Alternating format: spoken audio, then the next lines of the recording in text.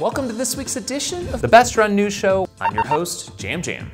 Let's get right into the top running stories of the past week. In this week's show, we look into the Beer Mile World Classics, the Box Challenge 2017 sweeping the nation, and celebrate American steeplechase history in London. They did it, folks! Zach Kuhn and Ethan Wilhelm followed up on a bar bet they made to attempt a 200-mile running week. The rules? 200 miles of running in 7 consecutive days, and no treadmill miles. So what were the highlights of the week? Ethan got things poppin' early with a 10-mile run at 12:09 a.m. the first day, followed by drinking an entire Mountain Dew. Zach instantly called shenanigans on such an early start, but they were off to the races, and the score was 35.5 for Zach to Ethan's 37 miles for day 1. Flash forward to day 7, and Ethan wrapped up the win with 201 miles, completed at an astounding average pace of 7:01, while Zach finished things off with 200 on the dot at a 7-minute 14-second per mile average. I guess these two showed the doubters, as fully 59% of the 333 people who voted in Cities Mag's poll said neither would finish. For the inside scoop, we like to get as close to the story as we can, and sometimes that means straight to Twitter to follow our favorite runners. How do we do one better, you might ask? Well, in Alexi Pappas' case, we can hear directly from her bun, her hair bun. That's right, Alexi Pappas' bun has its own account, but has been quiet for some time. Hey bun, you out there? A vehicular hit and run is a tragic but not unheard of crime committed on runners from time to time, but we've never heard of something as bizarre as this next story from London. This road rage jogger was seen pushing a woman directly into traffic as he jogged by. He appears to throw a punch towards her, knocking her directly in the path of a bus, which swerved just in the nick of time. Authorities are still on the lookout after an American man accused of the act was cleared of all charges this week. We here love a good running challenge, but this one is new even to us. It appears several specialty running stores around the country are one-upping each other to see how many boxes of shoes they can stack and then carry across the showroom floor before toppling. The first we heard of this was from a Facebook video posted by Rochester Running Company. Let's take a look.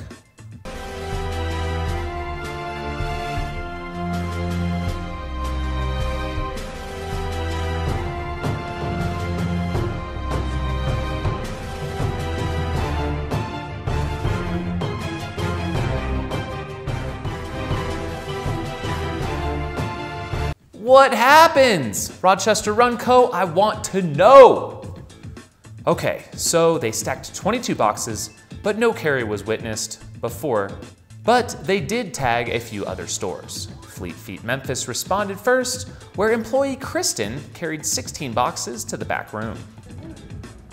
You have to lower the elevation to get to the door. You're good. You're good. You got it, you got it. Whoa! On to the running shop in Tucson. Lucas is going for 22. You can't say those words.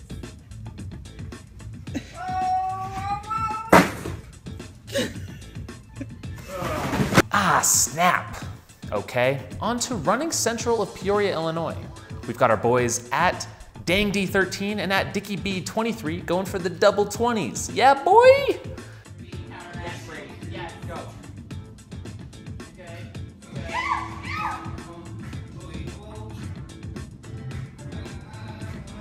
All right, Fleet Feet Sports Davenport, what you got? 31 boxes, dang, wait a minute, double layered? I'm gonna have to go to the judges panel on that one. Not sure it's a legal move. Oh, but he's heading for the moving treadmill. Oh, shit. Okay, what store will be next and how high will they go? Tag your favorite local run store, hashtag Box Challenge 2017. The Beer Mile Classics, which is the self-proclaimed the Olympics of beer running, took place this past weekend in London and are not to be confused with the December Flow Track Beer Mile World Championships in Texas. So confusing. Beer Mile champs, you're drunk. But what's not are the rules. Official Kingston rules reign supreme here and as outlined at beermile.com. Don't worry, I'll recap them now. 12 ounces, standard cans or bottles, 5% minimum AVB, no shotgunning, no hard ciders or lemonades, beer lap, beer lap, beer lap, beer lap. No pre-opening your beers. Puke. That's a 1 lap penalty. Before we recap, let's state for the record that the official world record for the beer mile for men is an astounding 4 minutes 34 seconds by Canadian Corey Belmore and 6 minutes 8 seconds for the ladies by American Erin O'Mara. First, to the ladies. American Allison Grace Morgan and Brit Laura Riches approached the final lap on record pace before spitting suds and incurring that dreaded penalty lap. This opens it up for the UK's Byron E. Pierce to be crowned champ in a quite pedestrian but still impressive 7 minutes 32 seconds. Okay, on to the dudes.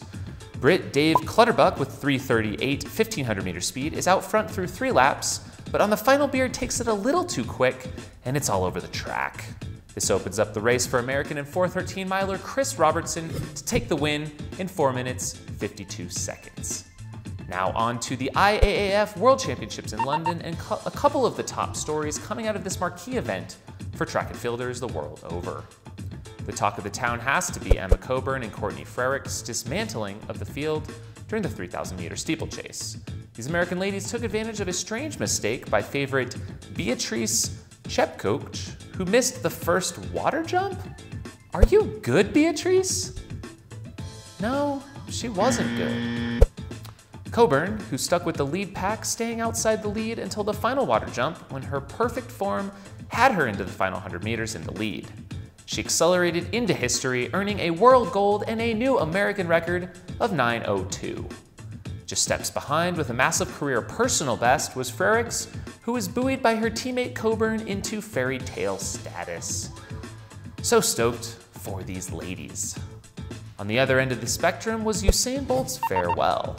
The greatest sprinter of all time was hoping to go out on top, with this being his final competitive meet, but things did not go according to plan. Bolt was first beat in the 100 meter finals by not only American Justin Gatlin, but also Christian Coleman to place third in 9.95. On to the 4x100 relay, which would be his final race. After pulling up lame during his anchor leg and limping off the track, it was a sad way to see the champ go. But is there more to the story? According to the UK Telegraph, the Jamaican team blames the London organizers for Bolt's injury. The race reportedly started 10 minutes behind schedule, and according to teammates, they were held too long in the warm-up area, the walk was too long, and Usain was really cold. Also reported, we were overwarm and it was a 300-meter walk. It was crazy. It was ridiculous. I drank like 2 bottles of water. All right, wow guys, I've never heard more excuses in my lifetime. Come on, Team Jam Jam, pull it together, guys. So where is Bolt headed next? Well, for now it's reported by the IAAF he's off to have some fun, drinks, and party off the defeat. Enjoy it, Usain, and we hope to see you involved in the future of track in some capacity down the line. Thanks for checking out the show, and if you have a story you'd like to share, tweet me or dip into my Instagram DMs. As always, get some damn running in, and we'll see you next week.